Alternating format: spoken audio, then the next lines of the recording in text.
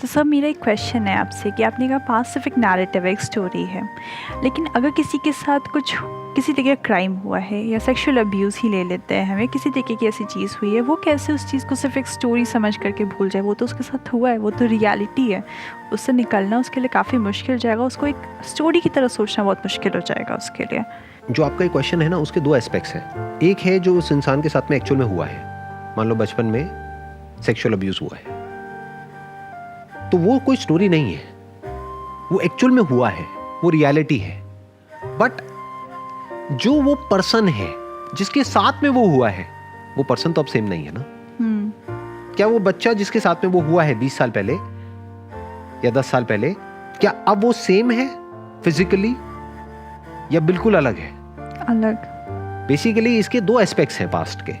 एक जो हुआ है वो 90% केसेस में क्या होता है, वो एक स्टोरी होती है, एक नैरेटिव होता है, एक स्टैंड पॉइंट होता है जहां से हम एक सिचुएशन को देख रहे होते हैं। बट कुछ केसेस ऐसे भी होते हैं जहां पर के वो कोई स्टोरी नहीं होती है, वो एक रियलिटी होती है। जैसे अभी आपने एग्जांपल दिया कि सेक्सुअल अब्यूज का किसी बच्चे के साथ में हुआ है, मान लेते हैं, तो वो कोई स्टोरी नहीं है। हम उसको ये नहीं बोल सकते कि वही कहानी है, भूल जाओ। वो कहानी नहीं है, क्योंकि एक्चुअल में उसके साथ में कुछ बहुत गलत हुआ है जो नहीं होना चाहिए था। और किसने किया है? उसी के किसी फैमिली मेंबर ने, जिसको बार बार उसकी नजर पड़ती रहती है, अभी भी उसके आसपास ही कहीं है। तो वो कैसे भूल जाए? सो अब उसको ये समझना होगा उस इंसान को, क्योंकि अब ना तो वो अपने पास्ट को एक्सेप्ट कर सकता है या कर सकती है, ना वो भूल सकता है ना भूल सकती है, ना हमको उसको ये बोलना है कि आप भूल जाओ। हमें क्या बोलना है? यस, आपके साथ में ये हुआ है। बट एक बार ये क्वेश्चन करते हैं, किसके साथ में हुआ है? क्या आपके साथ में हुआ है, या 20 साल पहले जो आप थे उसके साथ में हुआ है, या 10 साल पहले जो आप थे उसके साथ में हुआ है? 10 साल पहले आप क्या थे? बच्चे। अब क्या हो? एक एडल्ट।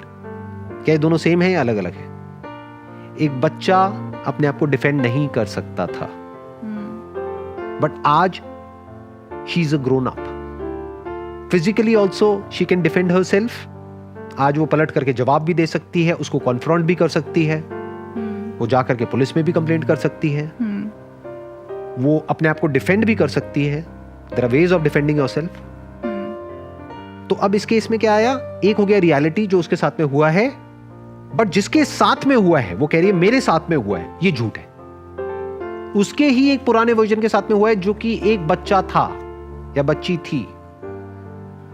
तो अगर इस सच को वो देख लेता है या देख लेती है, तो अब वो यहां से फ्री हो सकती है। वो जो उसके साथ में हुआ है उससे तो फ्री नहीं हो सकती, वो तो मेमोरी स्टोर्ड है, और वो तो एक्चुअल में हुआ है, वो तो कोई कहानी नहीं है। बट अब उसको किससे फ्री होना है? उसको खुद ही के एक पुराने वर्जन से फ्री होना है। उसको क्या करना है? अपने ही पुराने वर्जन को एक कंपैशन के साथ में देखना है। उसने देखा पास्ट में एक बच्चे के साथ में कुछ बहुत गलत हुआ, जो एक अलग इंसान है, और एक एडल्ट है जो एक अलग इंसान है। ये दोनों अलग है। In her mind it is the same person, because एक धागा है जिसने इन दोनों को जोड़ रखा है। वो क्या है? उस बच्ची का नाम।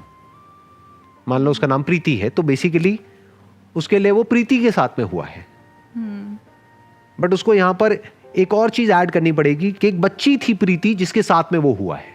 अब जो प्रीति है वो अलग है, उसके साथ में ना ऐसा कुछ हुआ है, और अगर ऐसा कोई करने का सोचता भी है तो वो अपने आप को डिफेंड करने की पूरी पोजीशन में है। यहां तक कि वो उस बच्ची को भी आज में डिफेंड कर सकती है। क्या करना है उसको? जिसने भी उसके साथ में ऐसा कुछ किया है, उसके पास में जा करके फेस टू फेस उससे पूछना है कि आपकी कैसे हिम्मत हुई मेरे साथ में ऐसा कुछ करने की।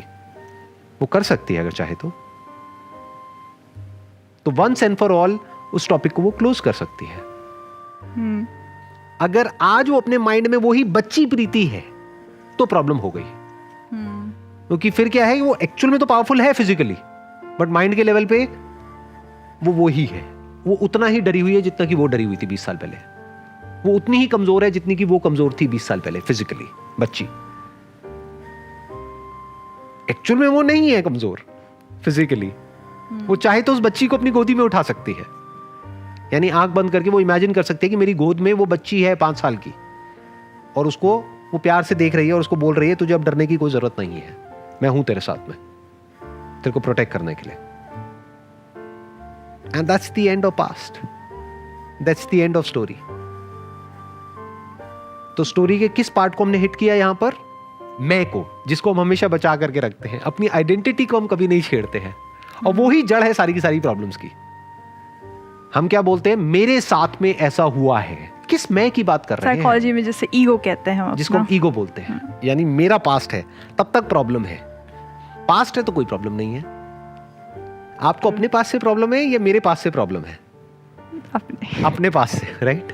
ये अपने क्या है अगर एक कहानी नहीं है तो? That is true.